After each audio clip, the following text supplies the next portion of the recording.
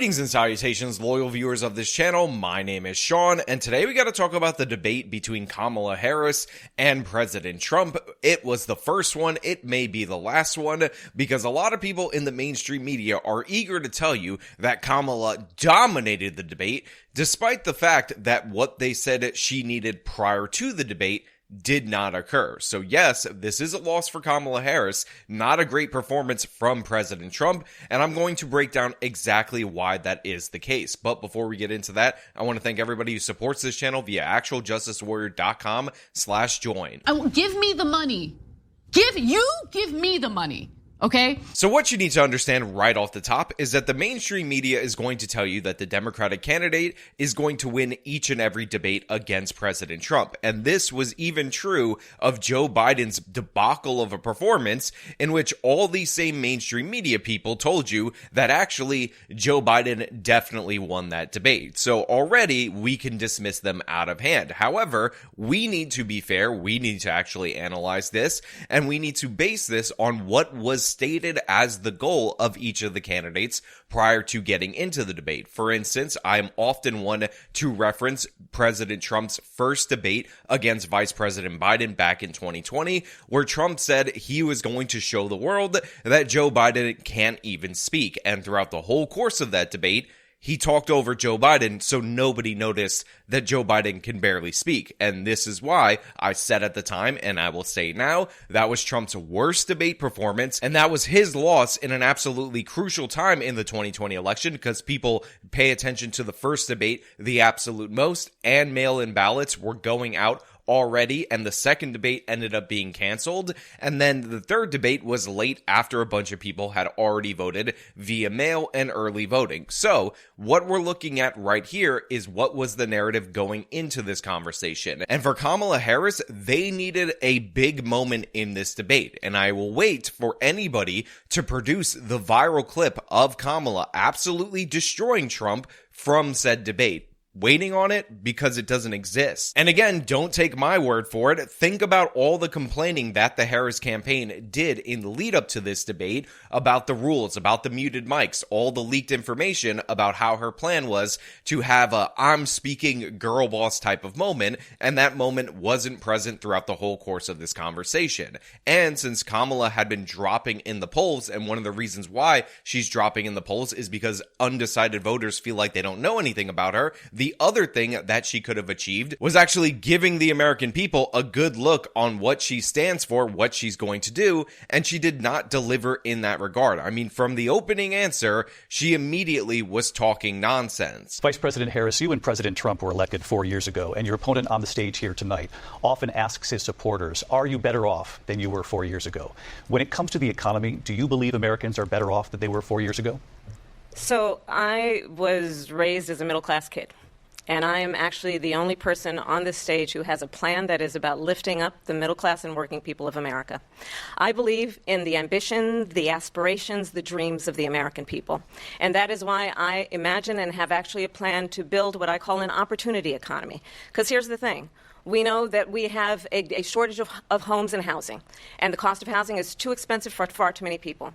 We know that young families need support to raise their children, and I intend on extending a tax cut for those families of $6,000, which is the largest child tax credit that we have given in a long time, so that those young families can afford to buy a crib, buy a car seat, buy clothes for their children.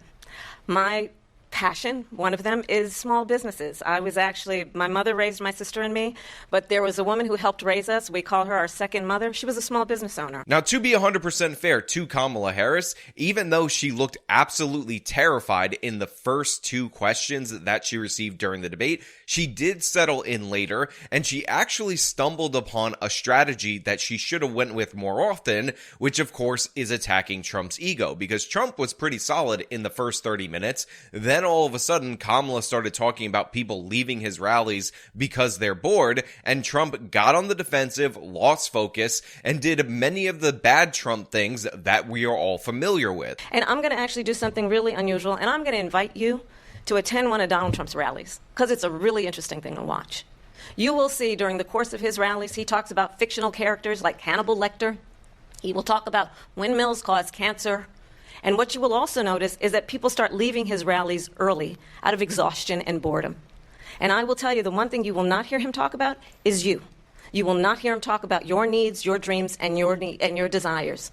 And I'll tell you, I believe you deserve a president who actually puts you first, and I pledge to you that I will. Vice President Harris, thank you. President Trump, on that point, I want to get your response. Well, I would like to respond. Let me just ask, though, why did you try to kill that bill, and successfully so? That would have put thousands of additional agents and officers on the border. First, let me respond as to the rallies. She said people start leaving. People don't go to her rallies. There's no reason to go.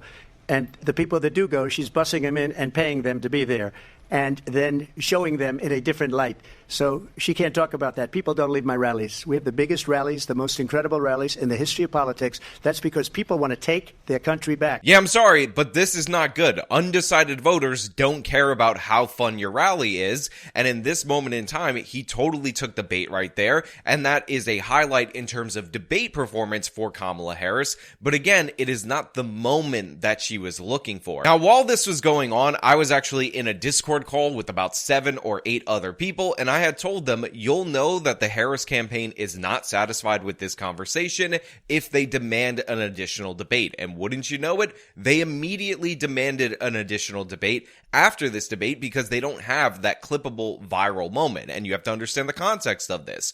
President Trump demanded 3 debates early on. It is very standard, and in fact, it happens each and every cycle, except, of course, for 2020, for there to be 3 debates. Kamala Harris rejected it over and over and over again because she wanted to have her moment here and then be one and done. But in this particular case, the moment didn't occur, and all of a sudden, she's releasing a statement demanding a debate, and Trump called that out after the debate by saying that she's asking for it because she knows she lost. And this is true because her goal was to get a viral moment. And hilariously enough, the evil orange man actually said her own line to her, and you can actually see where that fake smile that they told her to keep on her face the whole entire time dies for a second with this micro expression. We're all laughing at it. She gave up at least 12 and probably 14 or 15 different policies. Like, she was big on defund the police. In Minnesota, she went out, wait a minute, I'm talking now.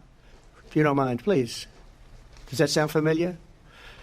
Now again, this is good stuff from President Trump. It is funny. It is a viral clip. I find it entertaining. He actually shushed her again, and there's a couple of things that he did positive, and one of which was the fact that he didn't let the moderators control the debate, and when he wanted to speak, he just kept talking until they turned his mic on. And by contrast, Kamala Harris, when she tried to use this tactic, ended up submitting to the moderators and letting them take over, which gives the appearance of weakness. Again, this is all about appearances. What's said doesn't really matter. There's not all that much substance there unless you absolutely bungle it. And neither candidate said something that was so outrageous, so crazy, so out of character for them that I believe it swayed any votes. So yeah, when I say Kamala didn't win, what I mean is that she did not achieve her 2 goals coming into this debate. She did not separate herself from Joe Biden, throw the new vision that's supposed to win people over, and she did not have that key viral moment that she was fighting tooth and nail in order to get the rules changed for,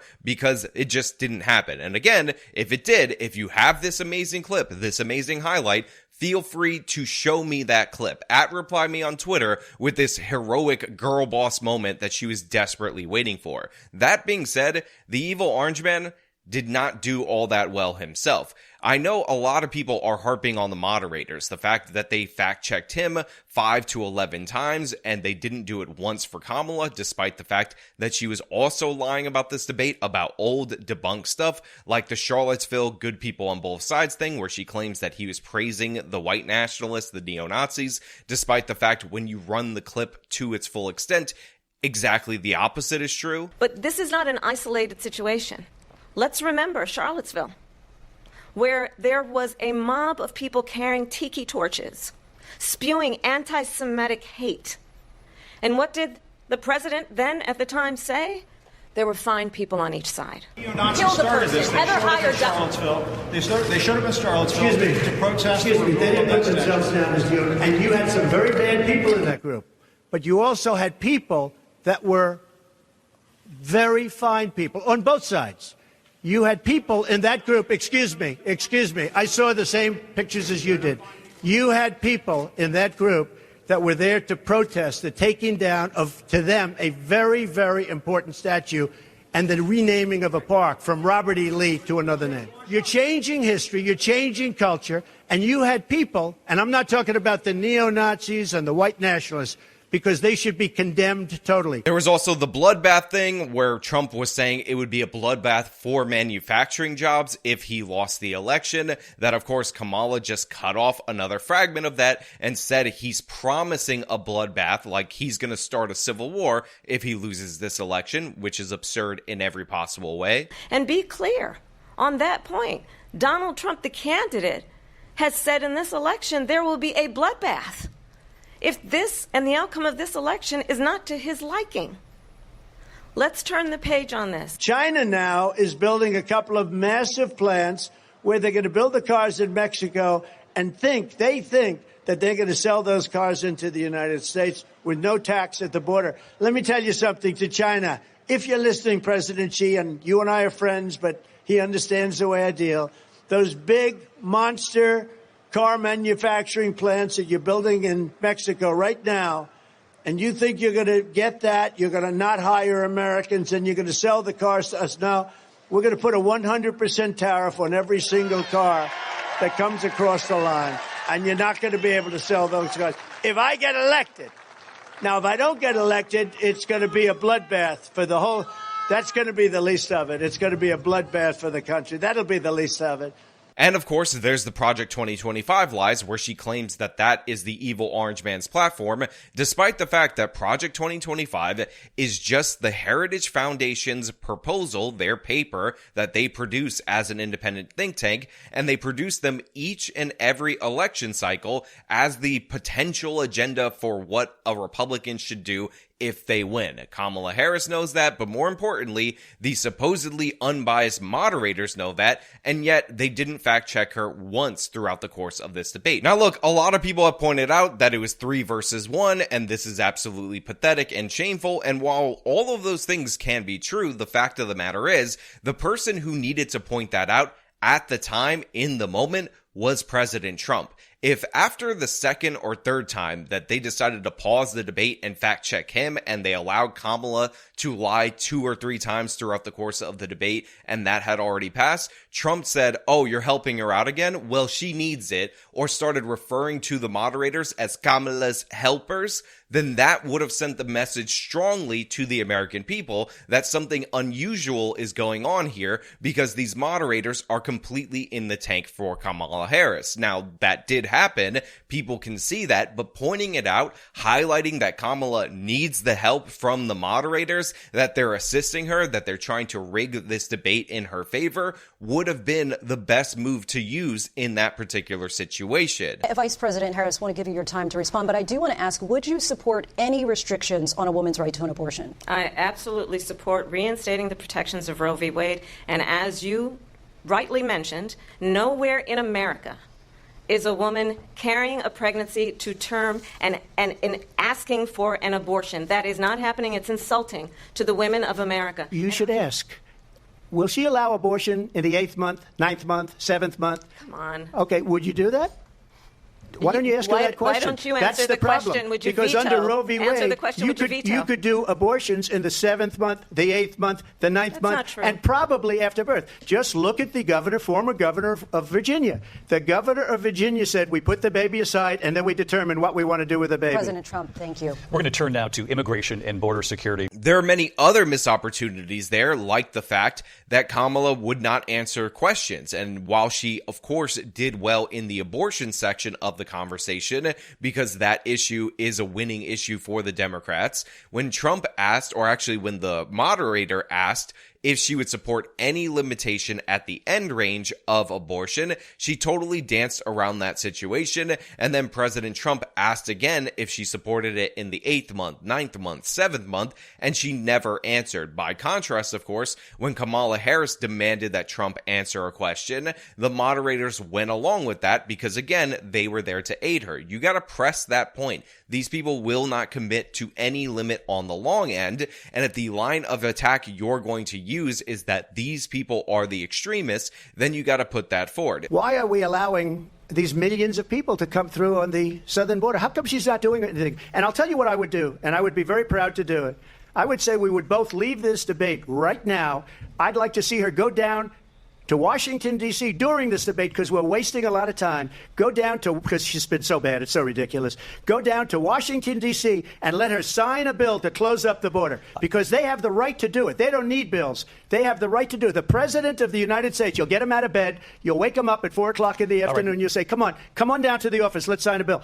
If he signs a bill that the border is closed, all he has to do is say it to the Border Patrol, who are phenomenal. If they do that, the border is closed. Those people are killing many people, unlike J6. Now, look, obviously, I enjoyed the point about waking up Joe Biden, who's probably asleep at 4 o'clock in the afternoon, and having him go and sign an executive order. He meant sign a bill, but it's an executive order in order to solve the issues at the border. Do it right now instead of saying that you're going to do it after you're elected.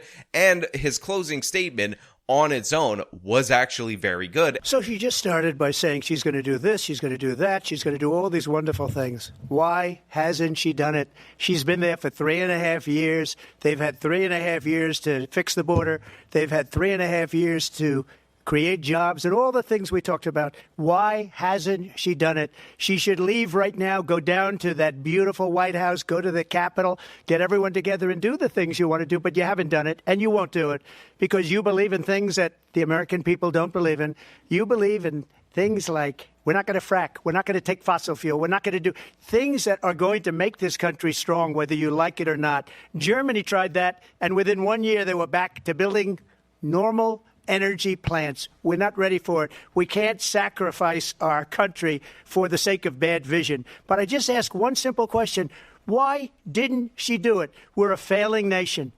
We're a nation that's in serious decline. We're being laughed at all over the world. All over the world, they laugh. I know the leaders very well. They're coming to see me. They call me. We're laughed at all over the world. They don't understand what happened to us as a nation. We're not a leader. We don't have any idea what's going on. We have wars going on in the Middle East. We have wars going on with Russia and Ukraine. We're going to end up in a third world war, and it'll be a war like no other because of nuclear weapons, the power of weaponry. I rebuilt our entire military. She gave a lot of it away to the Taliban.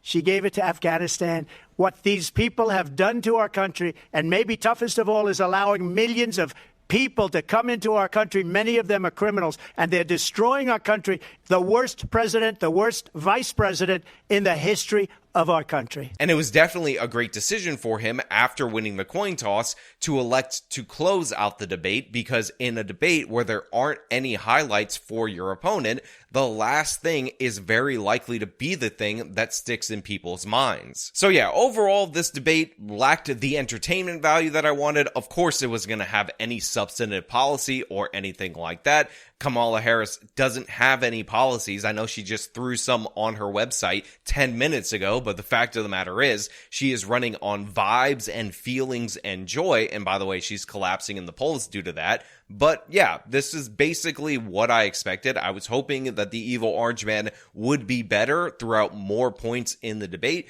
You got some joke moments that are going to make people in the audience happy, but I don't think this actually serves either candidate. But considering Kamala is not doing media interviews and she needs the free media because that's the biggest advantage that she's wasting, because when you're on a major party ticket as a presidential nominee, you get that free media. She didn't do well. On top of that, she and all of her staff were talking about how she was going to prosecute the case against President Trump. She was going to take him to task, and she was going to have her big girl boss moment. And again, that just did not happen. And if you have evidence that that did happen, I will wait for it. Show me the clip that the Harris campaign is trotting out as their big moment. Again, it's not existent. It is not a thing that occurs. Oh, and one last note, there's a lot of people posting images of earrings that are actually an earpiece that looks similar to the ones that Kamala was wearing.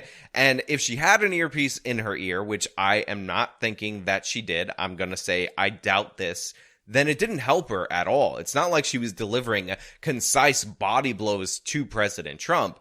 She just kind of stood there. She smiled a lot, which obviously they told her to do, but again, she does not have that major highlight that her campaign was hoping for throughout the course of the debate, and that's why she didn't win the debate, because she didn't achieve her objectives. Now look, you guys out there in the audience can disagree with me if you want. You could think that I'm being too harsh on the evil orange man. You could say, oh, I'm so partisan because I'm saying Kamala didn't win, when all this partisan mainstream media is saying she definitely win. But the fact of the matter is, all of your opinions, unless they agree with my opinion, is wrong. Just incorrect, not even close. I am correct on this issue, and there is no room for discussion. But if you want to have a discussion, if you want to place your wrong opinion down in the comments below, feel free to do so. As usual, if you like this video, show them by leaving a like, subscribe for more content, follow me on the social media, support me via the support links in the description of this video. This has been me talking about Trump versus Kamala Harris.